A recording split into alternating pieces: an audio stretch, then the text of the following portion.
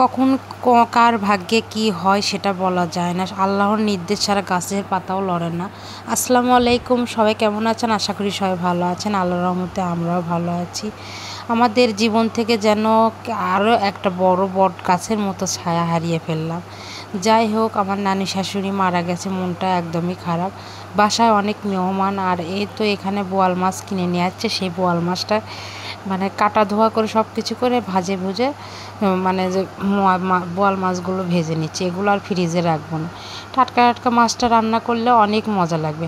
মনটা অনেক খারাপ, তাও কি আর করার, বাসায় অনেক মেহমান, রান্না বান্না তো করতেই হবে। আর এখানে অনেকগুলো দুধ নিয়েছি, এই দুধের পায়েস করা হবে, দুধের পায়েস রান্না করা হবে। আর এখানে দুধের পায়েস রান্নাটা হয়ে গিয়েছে। যাই হোক, মেহমানদের জন্য সব দুপুরবেলা রান্না বান্না। মনটা চাইতেই ছিল না যে কিছু করি, তাও কিন্তু একটু ভিডিও করেই নিলাম। বেশ কিছুদিন হলে কোনো ভিডিও সেরকমভাবে ছাড়া হয় না। যাই হোক, কখন কি রান্না করি সেগুলো কিন্তু আপনাদের সাথে অবশ্যই শেয়ার করি। আর এখানে কিন্তু আমি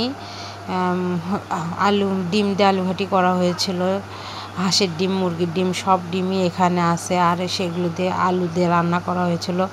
এই তরকারিটা কিন্তু অনেক মজা লাগে, কম বেশি আমাদের বাসার সবারই কিন্তু অনেক পছন্দ। আর এখানে বোয়াল মাছটা রান্না করে নিচ্ছি। এই হলো আজকে রান্না বান্না।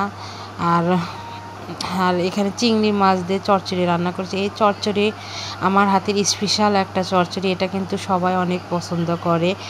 আর এখানে বোয়াল মাছটা রান্না করে নিচ্ছি।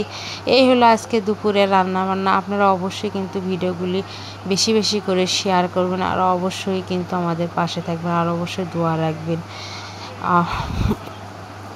সব সময় চাই যে রান্নাটুকুই করি আপনাদের সাথে শেয়ার করি। অনেকেই আমার ইউটিউব চ্যানেলে কমেন্ট করেন। সবাই ভালো থাকবেন। আল্লাহ হাফেজ।